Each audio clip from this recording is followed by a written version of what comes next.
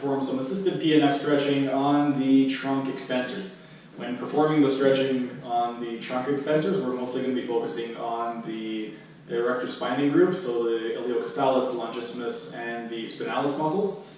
To perform this, we are going to go towards the base of the client. We're going to get up on the table. And for this one over here, what we're going to do is we are going to lean forward and bring the client's knees towards their chest. And then once they can't go any farther, what you're going to do is 2 taps. I want you to bring your butt towards the table. So try to flatten your butt out. And relax. Once they relax, you're going to go deeper into it. So that's the contract, relax method. If we want to add an added antagonist contraction, what we can do is 2 taps, flatten out your butt. And now I want you to try to lift your butt off the table as much as possible.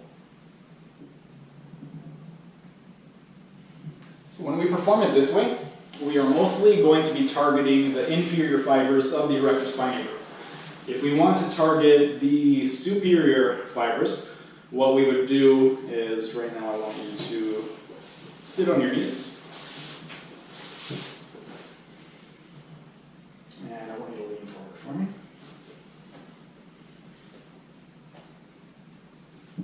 So what we can do for this one over here, one hand you're going to stabilize at the pelvis. You can rest your forearm just at the level of the scapula, and then you are going to push down into the scapula and try to bring the chest as close to the floor as possible. And then to add the contract, relax, what we're going to do is I want you to do a back extension for me. So try to lift your chest away from the table and relax. And then sink deeper into it. And then if you wanted to add an antagonist contraction, what you would do is after they have contracted and relaxed, you would have them try to bring their chest as close to the table as possible.